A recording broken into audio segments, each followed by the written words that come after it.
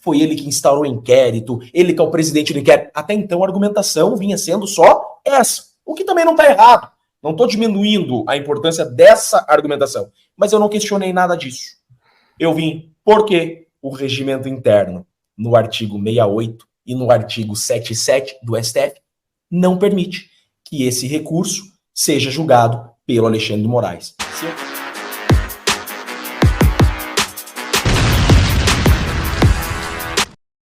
Falar do nosso primeiro assunto do dia, talvez a melhor forma de tratar isso seja lendo 3 notícias aqui no ar com vocês. Em seguida eu vou chamar o Dr. Chiquini para comentar essas notícias. Mas por enquanto, deixa eu ler essas 3 notícias aqui no ar. Deixa eu abrir aqui para vocês. A primeira delas é a seguinte. Vamos lá. Gilmar Mendes nega acesso de acusados a vídeo-chave em caso de hostilidade a Xandão no aeroporto de Roma. Vocês não lembram desse caso? Se vocês não lembram desse caso, esse é o caso que as pessoas teriam interpelado o Xandão no aeroporto de Roma. Ele mentiu, ao que tudo indica. Criou uma história fantasiosa de que tinha havido um tapa. O jornal O Globo fez uma charge absolutamente ridícula. O ex-jornal, né? O Globo fez uma charge absolutamente ridícula, copiando o Batman, dando um tapa na cara do Robin. E no final das contas, tá todo mundo se perguntando cadê o vídeo do aeroporto de Roma. Os senadores pediram às autoridades de Roma, que disseram que não iam dar. E todo mundo quer saber cadê. Porque o Xandão mandou 6 carros da Polícia Federal na casa do cara no domingo. E depois a Polícia Federal chegou à conclusão de que não dava nem forçando muito a barra. Nem forçando muito a barra dava para acusar os caras de algum crime, de apresentar alguma acusação ou recomendar algum indiciamento. E agora o Gilmar Mendes está decidindo proferir o voto dele agora, nessa quarta-feira, por negar o pedido da defesa dos 3 indivíduos de obter uma cópia do vídeo que capturaria a tal hostilidade, o tal tapa na cara. Então a defesa não tem como ter acesso ao vídeo. E esse vídeo, eu falei para vocês naquela época, se o vídeo tivesse a versão que conta o Alexandre, ele tinha vazado na internet no Fantástico de domingo. Mas como ele com certeza é uma hipérbole aqui, mas ele muito provavelmente desmente a versão do Alexandre, ele está escondido em um sigilo como se ele fosse um vídeo da CIA. Não, é para proteger as pessoas, como se não desse para borrar a cara das pessoas.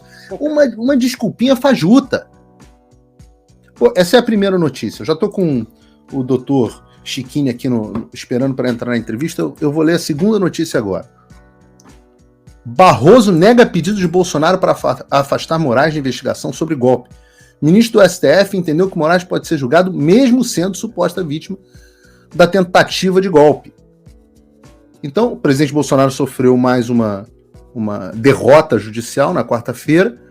A decisão foi do ministro Barroso, que negou ao segmento da arguição de impedimento 165. E, de acordo com o ministro Barroso, de acordo com o trecho da decisão do Barroso, os fatos narrados na petição inicial não caracterizam minimamente as situações legais que impossibilitam o exercício da jurisdição pela autoridade arguída.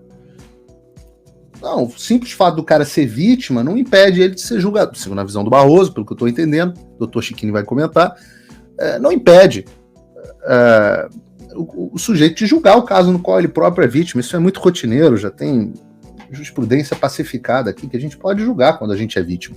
Não, o Xandão não está lá como assistente de acusação no caso de Roma? Não é o delegado que trabalha para ele, que conduziu as investigações? Então, tudo muito normal. Negócio de impedimento, é uma coisa do direito do século passado.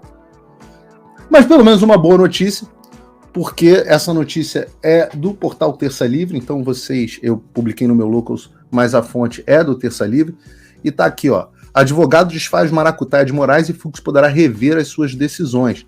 É a primeira vez que isso acontece após a abertura dos inquéritos inconstitucionais. Eu vou ler a notícia aqui.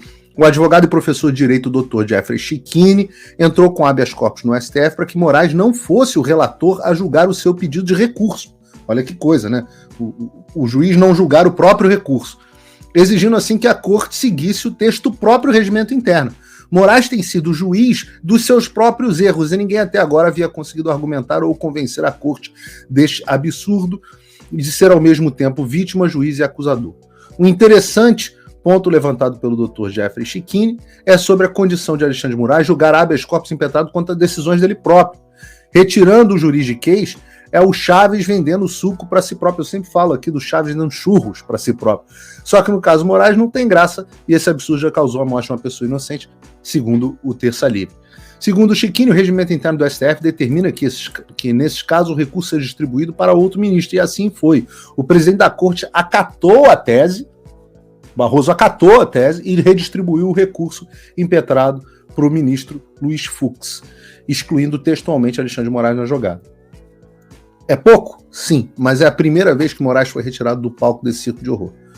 O jornal pró-regime O Globo, por meio de blog de fofocas do Lauro Jardim, anunciou em desespero que, abre aspas, pedido para garantir Bolsonaro em ato escapa de Moraes e será analisado por Fux. Como acima dito, Luiz Fux é quem vai analisar o pedido do advogado Jeffrey Schichini junto ao STF, e isso irá garantir a livre participação de Jair Bolsonaro no ato em São Paulo. Eu vou trazer aqui para comentar a notícia o professor de processo penal e advogado, o Dr. Jeffrey Schichini, que gentilmente atendeu aqui o convite do Paulo Figueiredo Show. Dr. Schichini, muito obrigado aí por ter feito o convite do Paulo Figueiredo Show. E parabéns, fiquei aqui muito intrigado quando eu vi o seu vídeo no Instagram do meu querido amigo ex-deputado Paulo Eduardo Martins, brilhante, um cara muito inteligente. Doutor Schichini, o senhor pode explicar um pouco para o público o que aconteceu, o que está acontecendo, qual foi... Às vezes as pessoas se perdem aí no meio do juridiquês. Grande Paulo Figueiredo, sabe que eu sou teu fã, né? Isso é sou bondade. Muito teu fã, sou fã demais do teu trabalho e todos os seus colegas desse enfrentamento que há anos vocês já vêm realizando de trazer uma notícia imparcial, de trazer uma notícia escancarando, é isso que vocês fazem, vocês escancaram ilegalidades, por isso que eu sou tão fã de vocês, porque vocês escancaram a ilegalidade para o leigo. Antes, o mundo jurídico ficava só para o mundo jurídico, quando não muito ficava na mão de uma imprensa militante que filtrava para eles as notícias que poderiam aparecer. Então, realmente, o trabalho de vocês tem sido um grande avanço democrático, por isso que eu sou tão fã de vocês. Paulo, o que aconteceu, na verdade, não é nada demais, né? Não é nada demais, é o certo. Não deveria ser nada demais, né? Hoje está sendo noticiado a aplicação do regimento interno. Eu até nem estou entendendo por que tamanho alarde de uma decisão correta, daquilo que deveria ter acontecido há muito tempo. Não, Paulo, a situação é a seguinte, sem juridiquês, tá? Existe um regimento interno. O que é o regimento interno? É aquilo que rege administrativamente o tribunal. Não tem nada a ver com mérito, não tem nada a ver com fato, com discussão de direito, com doutrina. Não. Como os processos devem ser regidos dentro daquela instituição. Isso é muito importante, Paulo. E as pessoas desconsideram a importância de um regimento interno. Constituição Federal é a nossa lei maior. Processo penal é lei importante, mas o regimento interno também é importante. Então, nós advogados que militamos em tribunal, eu moro no estado do Paraná, a minha advocacia quase que por inteira, 80% dela é no estado do Paraná, 80% da minha advocacia é aqui, e desde sempre, nós advogados, eu sou advogado criminal, a gente utiliza o regimento interno para quê? Qual o recurso que cabe do recurso? Sabe aquele negócio? Hoje mesmo, eu estava discutindo aqui com a equipe antes de entrar, por isso que eu me atrasei um pouquinho, né? A gente fez um mandado de segurança contra uma liminar de um agravo interno, de um agravo de instrumento. Aonde que está isso? Na lei? Não, está no regimento interno. Então, estudando o regimento interno do STF, por que eu fui estudar o regimento interno do STF? Porque saiu na notícia, você acabou de ler aí nas notícias, que o Fux, é isso mesmo, né? O Fux, ele negou um pedido da defesa do Bolsonaro de parcialidade, de declaração... Acho que foi o Barroso. Acho que foi o Barroso. Ele negou o pedido da defesa do Bolsonaro de declarar a suspeição do Alexandre de Moraes, né? Aí tá bom, essa decisão, por um pedido embasado em argumentos de suspeição e impedimento, que sim, a lei fala, a vítima não pode participar do julgamento, é expresso na lei, né? Isso sim, a vítima... Nem precisava, né, doutor? Desculpa. Pois é, mas a lei disse que a bola é redonda porque tem gente que precisa entender que a bola é redonda. Como é que você vai julgar um caso exatamente. no qual você é vítima, né? Aí eu pensei, será que o regimento interno do STF também não fala disso? Fui estudar o regimento interno. Paulo, 2 artigos do regimento interno do STF falam exatamente que aquele ministro que julgou algo e a decisão dele fizeram um recurso, então tem uma decisão de um ministro e um recurso dessa decisão. Esse ministro, que a decisão dele está sendo questionada, não pode ser relator do recurso que questiona a decisão dele. Por exemplo... Então deixa eu traduzir aqui. Quando você entra no Supremo Tribunal Federal com alguma queixa, algum objetivo, um habeas corpus que seja. Isso. No caso específico, em tela, o relator destes casos é o ministro Alexandre de Moraes. E aí, ele decide alguma coisa, o advogado não concorda com o que ele decidiu por algum motivo. A decisão tem alguma falha lógica ou alguma falha da lei, uma falha processual. E aí ele entra com, isso é o recurso, ele entra com o recurso. E aí o recurso para avaliar se houve ou não falhas deste julgador, até o momento estava sendo analisado pelo próprio julgador? Exatamente isso. Então vamos lá.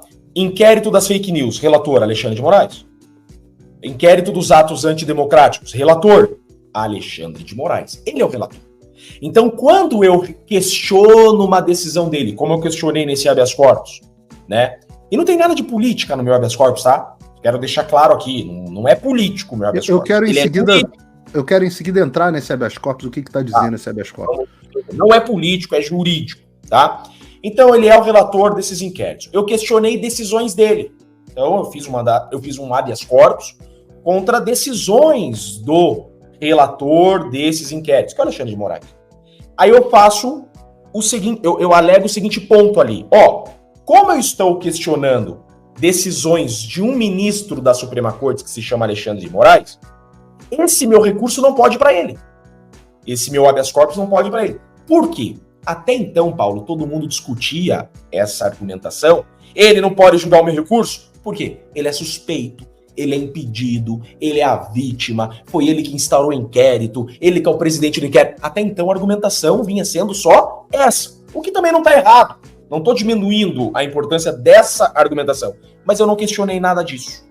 Eu vim porque o regimento interno, no artigo 68 e no artigo 77 do STF, não permite que esse recurso seja julgado pelo Alexandre de Moraes. Se eu questiono com esse habeas corpus uma decisão do Alexandre de Moraes, esse recurso não pode ser julgado por ele, obviamente, porque ele é autoridade coatora, esse é um termo técnico, autoridade coatora. Eu direcionei esse habeas corpus para o presidente do STF, eu direcionei esse habeas corpus para o presidente da Suprema Corte, que é o Barroso, tá?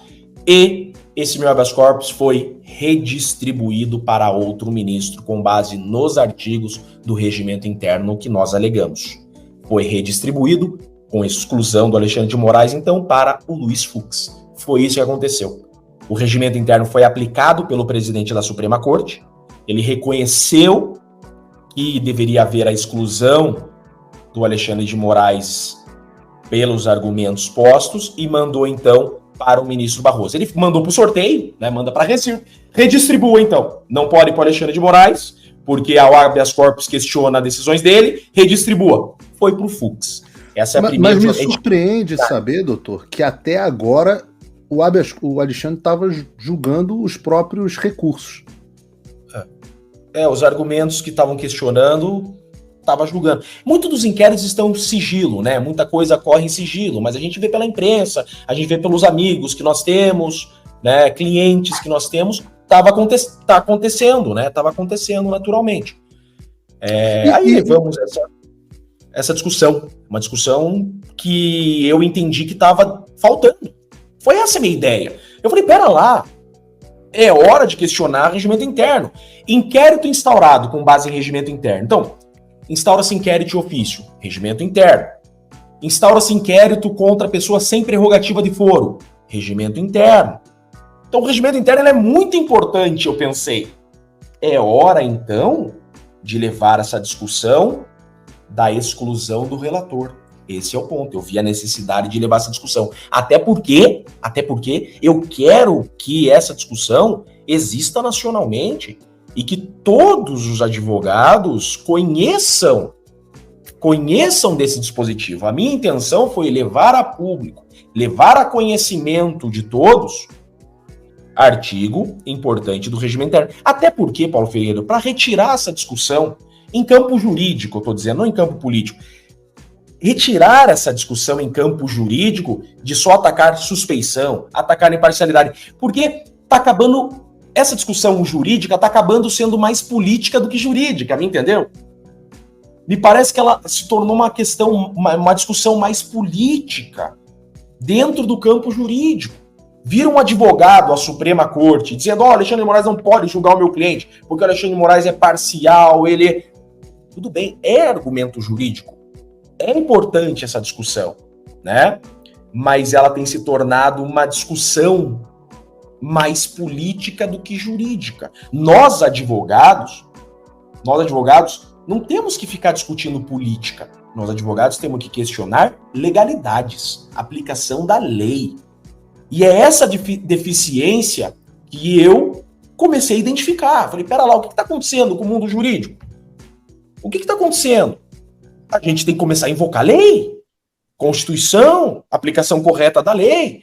E peraí, desculpe interromper esse vídeo, mas é que eu continuo censurado pelo STF. Além deles cancelarem o meu passaporte, congelarem todas as minhas contas bancárias e bloquearem as minhas redes, agora eles também querem proibir os meus vídeos no Brasil. Você pode continuar me acompanhando seguindo o meu segundo canal, que é o canal de cortes. E se quiser ter acesso a todas as minhas postagens para sempre, deve se inscrever no meu Locals, que funciona de uma forma parecida com o Facebook ou o Twitter. Todos os links estão aqui na descrição. Entra lá, senão você vai ficar desinformado e aí eles vão vencer. Também faço aqui o meu convite da minha parte para você assinar a plataforma do Fio Diário e começar a acompanhar uma plataforma realmente livre e que vai dar oportunidade das pessoas falarem o que pensam e dizerem a verdade. Se você não incentivar um veículo de mídia independente como esse, quem vai fazer por você?